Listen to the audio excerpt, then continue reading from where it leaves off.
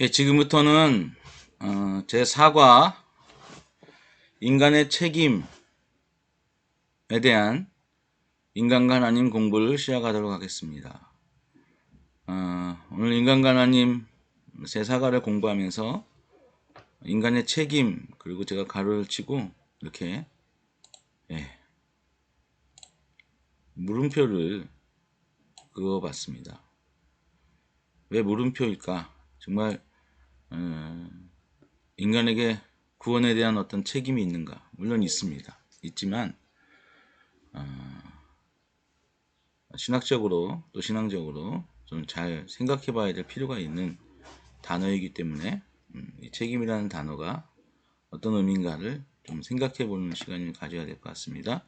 사과를 시작하면서 이렇게 얘기합니다. 죄와 사망에서 우리를 구원하시기 위하여 하나님께서 십자가라는 구원의 다리를 놓으셨습니다. 그러나 그 다리는 우리가 건너지 않으면 아무 소용없습니다. 예수님께서 내가 곧 길이요 진리요 생명이니 나로 말미암지 않고는 아버지께로 올 자가 없느니라고 말씀하셨습니다. 구원의 길 대신 예수님을 통해 하나님께로 나아가는 것은 우리의 책임입니다. 라고 되어 있죠. 예. 우리가 이 그림을 보면 제3과에서 우리가 이 그림을 살펴봤습니다. 하나님과 인간 사이 일과에서 하나님과 인간 사이 하나님은 우리를 하나님의 형상대로 또 창조하셨고 또 교제하도록 부르셨고 또 교제하려고 우리에게 생명을 주셨습니다. 그런데 인간이 죄로 말미암아 그 관계가 끊어졌죠. 그래서 그 죄로 인해서 심판받게 되고 영원한 지옥에 갈 수밖에 없는 우리가 뭔가 구원의 길을 하려고 하지만 인간의 전적인 부패와 타락과 완전한 무능으로 이 길을 해결할 수 없어서 하나님이 주신 해결책이 바로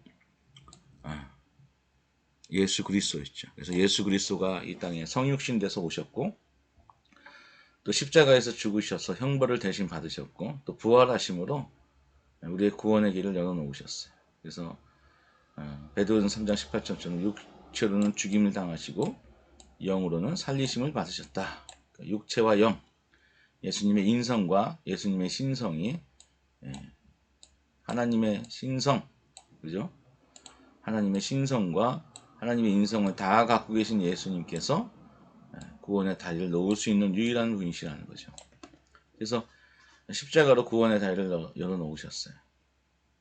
그래서 우리는 이 사실을 받아들여야 됩니다. 그래서 오늘 두 번째 그림이 뭐죠? 이 복음을, 그래서 요한복음 5장 24절이요. 내가 진실로 진실로 너희에게 이르노니 내 말을 듣고 또 나 보내신 이를 믿는 자는 내 말을 듣고, 그죠? 내 말을 듣고 또 나 보내신 이를 믿는 자는 영생을 얻었고 심판에 이르지 아니하나니 사망에서 생명으로 옮겼느니라.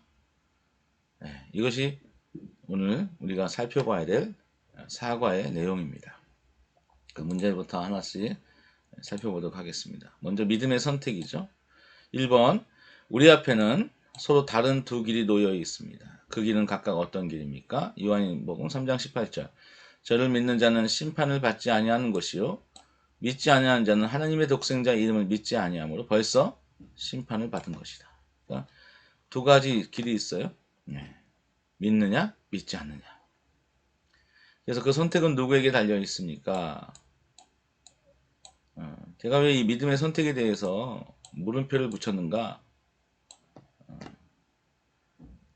우리에게 복음이 제시됐고 그 복음으로 말미암아 우리가 스스로 죄의 문제 해결할 수 없는 무능한 존재임을 깨닫게 됐고 그때 우리가 십자가의 복음을 듣게 되었습니다. 이제 우리에게는 그 복음을 믿기만 하면 심판을 받지 않고 거절하면 심판을 받게 됩니다. 근데 믿는다는 것 자체만으로도 우리가 선택할 수 있는 길인가? 물론 우리는 하나님의 은혜가 있어야 됩니다. 하나님의 은혜로 정말 주님 도와주십시오. 내가 믿습니다. 하지만 내가 믿는다고 고백을 하지만 그 믿음이라는 것 자체가 요한 에베소서 2장 8절 9절에 너희가 그 은혜를 인하여 믿음으로 말미암아 구원을 얻는다 그랬죠. 믿음이 우리를 구원하지만 이 믿음조차도 하나님의 선물이다. 이 믿음도 하나님이 우리에게 주셔야 되는 거예요. 그래서 선택은 누구에게 달려 있습니까? 물론 나에게 달려 있죠. 그죠? 내가 믿는다고 고백하지만 그 믿음의 고백이 우리를 구원하는 것이 아니라 하나님이 주시는 선물인 믿음을 받아야 된다. 이런 의미로 제가 선택에 대해서 물음표를 붙여놨던 것입니다. 2번 문제를 한번 보겠습니다. 2번 믿는 자 요한복음 3장 16절에 어떻게 해야 멸망하지 않고 영생을 얻을 수 있습니까? 하나님이 세상을 이처럼 사랑하사 독생자를 주셨다. 그죠? 독생자가 오셨어요. 성육신 하셨고요. 십자가에서 죽으셨고요. 부활하셨어요.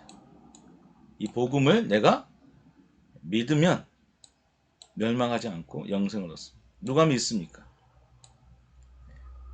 천국은 침노하는 자의 것이라고. 침노하는 자. 침노가 뭐예요? 쳐들어가는 거죠. 쳐들어가. 요새 아프가니스탄이 미군이 주둔하고 있다가 미군이 아프가니스탄에서 빠져나오고 난 후에 다시 탈레반 정권이 아프가니스탄을 장악했습니다. 그때 이게 탈레반 정권이라는 그 정권이 갖고 있는 이 폭정, 그 무자비함, 그리고 여성들에 대한 그런 차별과 학대, 이런 소식들을 알고 있기 때문에 많은 사람들이 도망 나오기를 원했어요. 그래서 이제 공군 수송기를 타고 한국에 많은 도움을 줬던 분들도 한국 수송기를 타고 많은 사람들이 한국으로 왔습니다. 그래서 지금 아마 충북 진천 같은 곳에서 그들이 이렇게 살고 있다고 하는데요. 그들의 심정을 생각해 보세요. 공군 수송기 문이 열렸을 때 정말 침노했죠. 달려갔죠. 그거 타지 않으면 탈레반 정권의 폭정에 죽을 수밖에 없는 상황이잖아요. 결국 1과 2과 3과를 통해서 우리가 알았던 것처럼 우리는 정말 멸망할 수밖에 없고 심판받을 수밖에 없고 지옥에 갈 수밖에 없다는 사실을, 임박한 진노가 임했다는 것을 안다면 천국을 침노하게 될 것입니다. 그런 상황에서 믿어야 된다는 거예요. 그런데 그냥 누구에 의해서 교회에 억지로 나왔고 믿어달라고 하는 호소가 있고 그래서 그냥 억지로 그냥 교회에 나와주고 믿어주고 하는 그런 분위기로는 천국이 그들에게 허락되잖아요. 천국은 누구의 것이죠? 멸망과 심판과 하나님의 진노와 지옥과 이런 것들에 대해서 정말 진실된 자각이 있는 사람이 천국을 추구하는 것이고, 그런 사람만이 진정한 믿음으로 구원을 받게 되는 거죠. 그런 의미에서 믿음은 인간의 선택이냐? 그게 아니라 그런 인간의 절망을 깨닫게 하시는 성령 하나님의 역사가 아니고서는 이 믿음이라는 것을 우리가 갖고자, 이 믿음이라는 하나님의 선물을 받고자 천국을 침노하고자 달려가는, 막 뛰어가는, 이거 아니면 예수 아니면 나 죽는다, 이런 심정으로 가지 않는 믿음, 그 믿음이 진짠가 우리가 진지하게 생각해 봐야 될 필요가 있다는 거죠. 그래서 3번 예수님의 말씀을 듣고 믿는 자에게 어떤 축복이 있습니까? 내가 진실로 예수님이 진실로 너에게 이르노니 내 말을 듣고 또 나 보내신 이를 믿는 자는, 그죠? 계속해서 누굴 얘기하는? 믿는다. 믿음이 우리를 구원하는 거죠. 믿는 자는 영생을 얻고 심판에 이르지 아니하니 사망에서 생명으로 옮겼느니라. 아까 처음에 우리가 봤던 것처럼 죄인이었어요.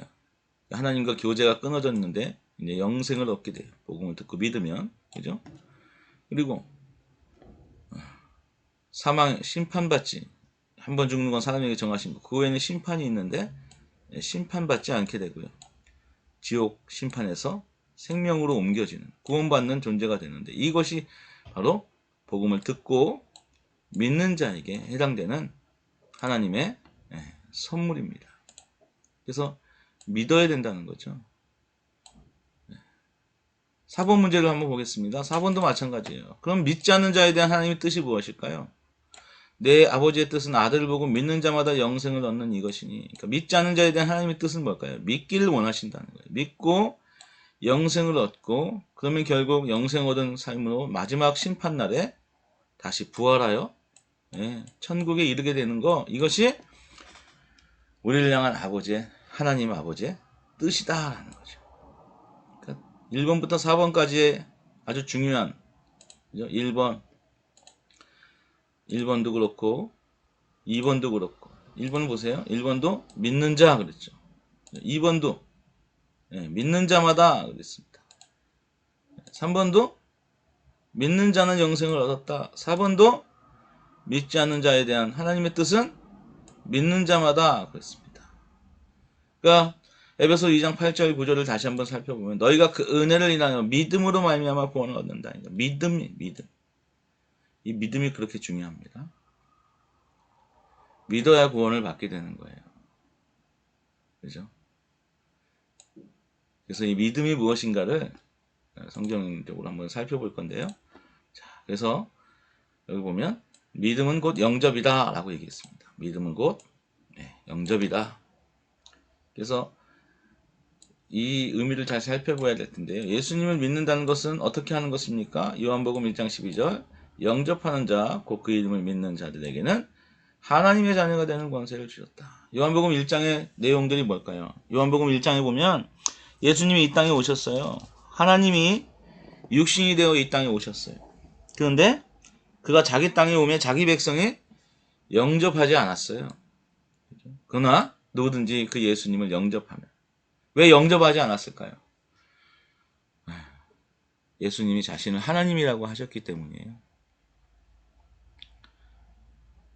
십자가에 달려 죽으신 예수님을 하나님이라고 말씀하시기가 쉽지 않았겠죠. 그래서 믿었습니다. 믿고 영접하는 것이 바로 하나님의 자녀가 되는 건데요. 그 13절이 더 재밌습니다. 보세요. 이 믿음을 내가 할 수 있다는 게 아니잖아요. 혈통으로나 육정으로나 내가 뭐 목사 아들 딸이든 이스라엘이든, 지금 근데 이스라엘도 믿어야 안 믿어요? 안 믿잖아요. 이스라엘 자손들도 안 믿어요. 유대인도 안 믿고요. 육정으로나 사람이 믿고 싶어서 믿는 게 아니라 사람의 뜻으로 나지 아니하고, 내가 뭐 믿음을 내가 영접하겠습니다 하고 결정돼서 믿는 영접이 아니라 영접을 했다는 것 자체가 뭐라고요? 오직 하나님께로부터 난 자들이니라. 거듭났다는 거죠. 거듭나. 내가 지금 예수님을 영접하기 위해서 믿고 거듭나는 것이 필요하고요. 하나님이 죄를 깨닫게 하시는 게 필요하고요. 아, 예수 십자가가 믿어져야 되는 거예요.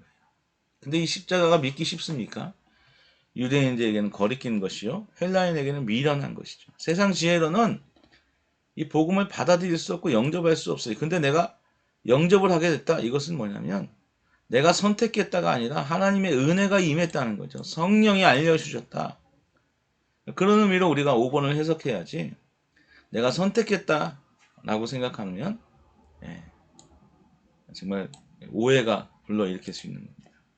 그래서 오늘 그 영접의 의미를 생각하면서 요한계시록 3장 27도 똑같은 얘기입니다. 볼지어다 내가 문 밖에 서서 두드리노니 누구든지 내 음성을 듣고 문을 열면 내가 그에게로 들어가 그로 더불어 먹고 그는 나도 더불어 먹으리라. 이 말씀 가지고 영접기도 하는 거죠. 뭐 그림에도 있잖아요. 예수님이 문 밖에 서서 문을 두드립니다. 나를 믿어라, 나를 받아들여라. 그래서 누가 누구의 마음을 두드리고 있습니까? 예수님이 나의 마음을. 그래서 문을 두드린 이유가 무엇입니까? 들어오시려고. 그럼 문을 연다는 것은 무엇입니까? 그 주님을 내가 받아들이는 것입니다. 그래서 우리가 선택하는 거라고 생각하는 구절인데, 그것이 정말 우리가 성경을 읽으면서 오해 중에 오해라는 거예요. 보세요. 영접하는 것은 곧 예수님을 자신의 구세주와 주님으로 기쁘게 받아들이는 것을 의미합니다. 그래서 많은 사람들이 영접을 했죠. 그래서 영접만 하면 구원을 받는 것이냐? 그래서 보세요. 영접한다고 하는 것은 곧 예수님을 자신의 구세주와 주님으로 기쁘게 받아들이는 것을 의미합니다. 그러면서 뭐 로버트 산데만이라는 사람이 있었대요. 영국에. 그 사람이 신앙주의, 믿음주의. 그래가지고 로마서 10장 9절 10절에 보니까 너희가 만일 예수를 주로 시인하고 또 마음으로 그리스도께서 우리 죄를 위해 주셔서 다시 살아나신 것을 내 마음에 믿으면 구원을 얻는다. 그러니까 구원은 그냥 입으로 예수를 주라 시인하기만 하면 된다라고 얘기를 한 거죠. 그래서 많은 사람들이 전도지를 가지고 와서 예수 믿으라고 아멘 하시라고 영접하시라고 그래서 영접 기도를 따라 시키죠. 그러면 뭐 예수님이 들어왔다 이렇게 얘기를 하는 거예요. 근데 그것이 실제 그 사람을 구원에 이르게 하는가? 나중에 보면 아니라는 거예요. 아니야. 전혀 아니다.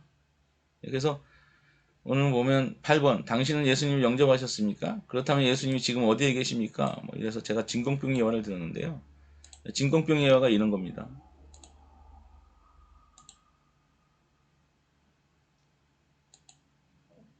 네.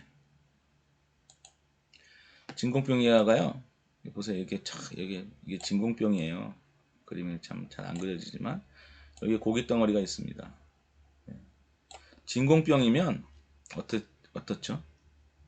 진공병이면 이 고기가 썩습니까? 안 썩습니까? 안 썩어요. 근데 이제 진공병의 뚜껑을 탁 열었다 닫으면 공기가 이 안으로 들어오죠. 마찬가지로 내가 예수님 내 마음에 영접하겠습니다 라고 모시면 우리가 이 공기가 들어오는 거 우리 눈에 보이지 않는 것처럼 예수님도 눈에 보이지 않게 그냥 자동적으로 과학적으로 들어오게 된다는 거예요. 그리고 놔두면 이 안에 공기가 들어오면 이제 이 안에 뭐죠? 고기가 썩어가죠. 그것처럼 자연스럽게 우리도 고기가 썩듯이 우리의 삶이 바뀔 것이다. 그러니 먼저 영접부터 해라. 이 진공병 예화입니다. 그래서 저도 대학교에 다니면서 선교단체를 통해서 이 이야기를 들었을 때 참 기가 막혔어요. 아, 그렇구나. 내가 예수님을 영접하면 나는 그것을 느끼든 안 느끼든 예수님이 내 안에 그냥 들어와셨구나. 예, 들어오신 것을 알게 된다는 거예요. 들어오셨어요. 그리고 뚜껑을 닫으면 이가 진공병인지 진공병 아닌지 뭐 몰라도 이 안에 있는 고기 덩어리가 썩어가겠다. 그러니까 변화된다라는 얘기죠. 근데 두고 보세요. 변화됩니까? 안 됩니까? 안 됩니다. 내가 영접을 했는지 안 했는지 그래서 영접을 해가지고 내가 죄사함을 받았는지 안 했는지 우리가 어떻게 알 수 있을까요? 알 수 없습니다. 기가 막힌 건 알 수 없다는 거예요. 근데 그래서 저도 뭐 대학교 때 이걸 영접하고 구원의 확신을 가졌다고 생각하는데 사실 구원의 확신을 받고 나서 삶이 바뀔까요? 안 바뀔까요? 그런 구원의 확신 내가 뭐 입으로만 시인하는 구원의 확신은 절대 삶이 바뀌지 않습니다. 사실 영접은 내가 그냥 믿습니다. 믿음을 시작하겠습니다. 라고 하는 고백의 시작일 뿐 실제 구원에 이르는 믿음이 될 수 없다. 그럼 구원에 이르는 믿음은 무엇일까요? 네가 만일 예수를 주로 시인하고 또 그가 하나님이 그를 죽은 자 가운데 다시 살리신 것을 믿으면이 아니라 마음으로 믿는 거죠. 마음의 변화입니다. 마음의 변화라는 것은 우리의 육적인, 지적인 어떤 것이 아니라 마음의 변화는 누가 하시는 거예요? 하나님이 하시는 거라는 거죠. 그래서 에스겔 36장에도 보면 우리 하나님께서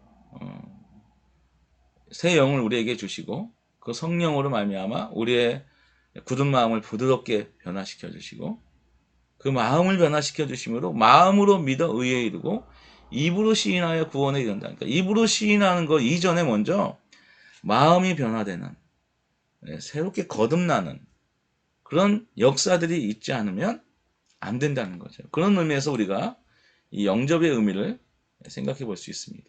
그래서 진공병으로 진공병 안으로 공기가 들어왔을 때 아무런 느낌이 없죠. 그죠? 근데 감리교를 시작한 웨슬레 목사님은 믿음이 뭔가 고민하다가 믿음이 생겼을 때 마음이 뜨거워졌다고 고백을 하죠. 체험이 있었던 거예요. 들어올 때 어떤 식으로든 하나님이 내가 너를 사랑한다. 내가 너의 죄를 사했다. 라고 하면서 말씀하시는데 그것이 바로 로마서 8장 16절에 성령이 친히 우리 영으로 더불어 우리가 하나님의 자녀인 것을 증거하셨다는 거죠. 그냥 무조건 내가 영접했다라는 것으로 만족하지 말고 어디까지 가야 되는 거예요? 성령께서 우리에게 친히 너는 정말 구원받았다, 하나님의 자녀다라고 휘트니스, 목격자 증언을 해주실 때까지 정말 기도해야 된다는 거예요. 그게 진짜 영접이죠. 그냥 단순히 나 예수 영접했으니까 구원받았어. 그리고 가르치는 입장에서는 당신 예수 영접했으니까 구원받았어. 느낌이 하나도 없어도 이 안에 있는 고기는 썩어갈 거야. 당신은 변화될 거야. 아닙니다. 진짜 성령이 오셔서 우리 마음을 변화시키는 역사가 있지 않고는 절대로 구원은 없다라는 거죠. 또 여기 보면 이 기차 예화가 있습니다. 제가 그림이 잘 그려질지 모르지만 여기 기차가 있고요. 여기도 또 이건 기차고 이거는 뭐예요? 연료차고요. 이거는 객차입니다. 기관차가 있고 연료차가 있고 객차가 있어요. 근데 이것은 이건 복음이에요. 이건 믿음이에요. 그리고 감정이에요. 이거 감정. 페이스, 팩트. 이거는 페이스. 이건 필이에요. 필, 감정. 그래서 기차가 가려면 뭐만 있으면 된다는 거예요. 기관차하고 연료차만 있으면 기차는 가요, 앞으로. 그죠? 그래서 내가 팩트, 복음을 믿기만 하면 된다라고 얘기를 하죠. 감정 없어도 돼. 뭐 느낌 없어도 돼. 진공병 안으로 공기가 들어왔는데 우리 몰라도 돼. 근데 이 기차 외화를 가지고 존 파이퍼라는 미국의 목사님이 아니다. 감정도 굉장히 중요하다. 느낌이 있다는 거죠. 구원받으면 느낌이 있다. 그래서 천국은 마치 밭에 감추어진 보화를 나서 밭에 감추어진 보화를 발견한 후에 뭐하고요? 기뻐하고 돌아가서 그 밭을 팔았다는 거죠. 진짜 내가 영접하고 구원받았다면 뭐예요? 기쁨이 있다는 거예요. 근데 제가 선교단체에서 성경 공부하면서 이 기쁨, 감정 이거 없어도 기차는 간다. 그러니 감정은 나중에 뒤따라오게 될 거니까 뭐 감정을 그렇게 중요하게 생각하지 말고 먼저 내가 영접을 했느냐 안 했느냐 이 사실을 믿어라 이렇게 얘기를 하는 거예요. 그래서 감정을 추구하지 않았죠. 그러나 진짜 내 안에 성령이 오시고 하나님이 들어오시고 예수님이 내 안에 주인으로 오신다. 그러면 뭐예요? 삶이 변화가 되는 거예요. 특별히 예수님을 영접하는 것은 자신을 구세주와 뭘로요? 주님으로 영접하는 거예요. 주님으로. 예. 이렇게 의자가 있는데요. 여기에 지금 내가 있었어요. 나가 있었어요. 근데 예수님을 영접했다는 건 뭐예요? 내가 아니라 이제 내가 아니라 누구예요? 예수님을 이 자리에다가 모시는 거예요. 예수님을 이 자리에다 모시는 거예요. 이제 예수님 영접하고 나서 진짜 영접했다는 건 뭐죠? 그 다음부터 뭐 하겠다는 거죠? 내가 주인 돼서 내 마음대로 사는 인생이 아니다. 이제 뭐예요? 예수님 뜻대로 살겠습니다. 이런 헌신과 고백이 있는 것, 이것이 바로 진짜 영접이다. 이것이 진짜 믿음이다. 그러니 이런 영접과 믿음을 통해서 어떻게 되는 거예요? 진짜 그 삶이 변화되고 바뀌게 되겠죠. 그러면 이제 우리는 구원을 받게 된다는 거예요. 그래서 구원을 확신을 갖는 방법에서 요한일서 5장 11절 12절에서 책과 볼펜 예화이죠. 뭐 이거는 영상으로 막 설명을 해드려야 되는데 성경책이 있으면 성경책 사이에다가 볼펜을 끼운 거예요. 볼펜을 끼우고 나서 볼펜이 끼워진 성경책을 내가 소유하게 되면 예수님과 함께 영생도 같이 소유하게 된다. 이 얘기죠. 그래서 또 증거는 이것이니 하나님이 우리에게 영생을 주셨어요. 영생이 뭐냐고요? 볼펜이에요. 볼펜. 근데 이 생명이 그의 아들 안에. 아들은 뭐야? 책이에요. 성경책. 성경책에 볼펜을 끼워요. 아들 안에 그것이니라. 그래서 볼펜이 끼워있는 성경책을 내가 소유하면 예수님의 안에 있는 생명이 나 안에 같이 있고 하나님의 아들이 없으면 이 성경책, 볼펜이 끼워있는 성경책이 내게 없으면 생명이 없다. 결국 생명은 누구 안에 있다는 거예요? 아들 안에 있다는 거죠. 아들. 아들이 있는 자, 예수를 영접한 자, 이게 바로 구원을 확신하는 방법이다라고 얘기하는 거예요. 예. 처음 믿는 분들한테 이렇게 설명을 하는 것도 참 중요합니다. 근데 더 중요한 건 영접이라는 것으로 나 자신의 신앙을 그냥 지적으로 머리로만 확신하는 것은 진짜 구원을 확신을 갖는 게 아닙니다. 더 많이 알아야 돼요. 요한 복음을 쓴 이유가 뭡니까? 내가 수많은 표적들이 있지만 내가 이 책을 기록한 것은 하나님의 아들 예수 그리스도를 믿고 그 이름을 힘입어 영생을 얻게 하려 합니다. 그러니까 단순히 성경 공부 그냥 한 번, 두 번, 7번, 뭐 5번 해서 구원의 확신을 가질 수 있는 게 아니라 요한복음 전체를 읽어도 쉽지 않다는 얘기예요. 또 요한일서 5장 13절에도 내가 하나님의 아들의 이름을 믿는 너희에게 이것을 쓴 것은, 이 성경을 기록한 것은, 그러면서 요한일서는 정말 구원을 확신한 사람들에 대한 증거가 나타나죠. 뭐 1장은 자백을 하고 있는가, 죄를 인정하고 있는가, 그죠? 2장은 소망하고 있는가, 3장은 사랑하고 있는가, 4장은 거짓의 영과 구분되어서 정말 하나님 서로 사랑하고 형제를 사랑하고 있는가, 5장은 세상을 이기고 있는가, 막 이 요한일서를 통하여 구원의 확신의 어떤 증거들을 계속 나열하고 있는 거 보면 그냥 영접 한 번으로 구원의 확신을 갖는다는 거, 뭐 예수를 뭐 영접했으니까 구원 받았다고 뭐 서로 억지를 부리는 거, 이것으로 우리가 구원의 확신을 가질 수는 없다는 것이죠. 사실은 인간과 하나님을 통해서 우리가 구원의 확신을 갖는 도움을 주는 성경 공부라고 하지만 그렇게 쉬운 문제가 아닙니다. 그냥 단순히 영접했을 뿐만 아니라 진짜 영접한 이후로 예수님을 나의 주인으로 삼고 삶이 변화됐는가, 또 최종적으로 성령께서 친히 하나님의 방법으로 우리를 구원하셨다는 것을 증거로 보여주셨는가, 아주 다양하게 우리는 내가 정말 하나님의 자녀로 구원받았는가를 확인하고 점검하고, 그래서 고린도후서 13장 5절에도 너희가 믿음에 있는가 너희 자신을 시험하고 너희 자신을 확증하라. 그렇지 않으면 너희가 버리운 자 아니라. 그러니까 막 구원의 확신을 갖도록 애써야 되는 거예요. 뭐 죽기 전에 뭐 죽기 전까지 살아봐야 한다. 이것은 카톨릭적이고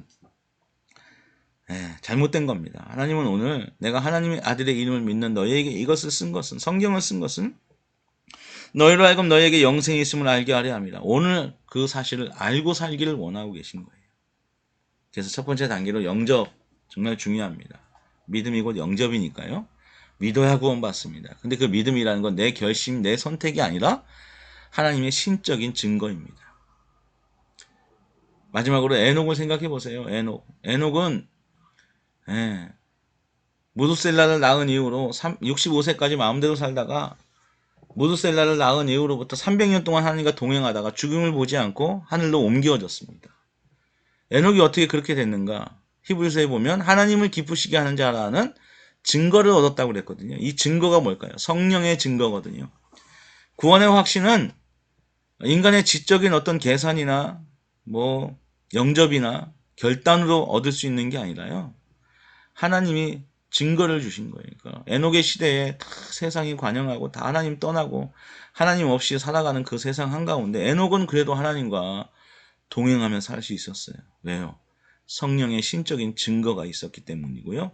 그 증거가 없이 오늘날 우리가 믿음으로 살기란, 구원의 확신을 갖기란 정말 어렵습니다. 그리고 구원의 확신을 빼앗아 가려는 갖가지 마귀와 세상과 육신의 공격들이 너무나 질비하기 때문에 우리가 내 스스로 나는 구원받았다 이렇게 단정 짓지 말고 성령께서 친히 증거하시며 또 증거하신 그 성령과 더불어 살아가는 과정을 통해서 우리 자신이 정말 내가 변화되고 있구나, 정말 형제를 사랑하고 있구나, 정말 죄를 짓지 않고 있구나, 마음에 의와 평강과 희락과 기쁨이 있구나, 정말 모든 것을 하나님 앞에 감사하고 있구나, 이런 삶의 증거로도 이 구원의 확신을 다져가는 것이 필요하다고 생각합니다.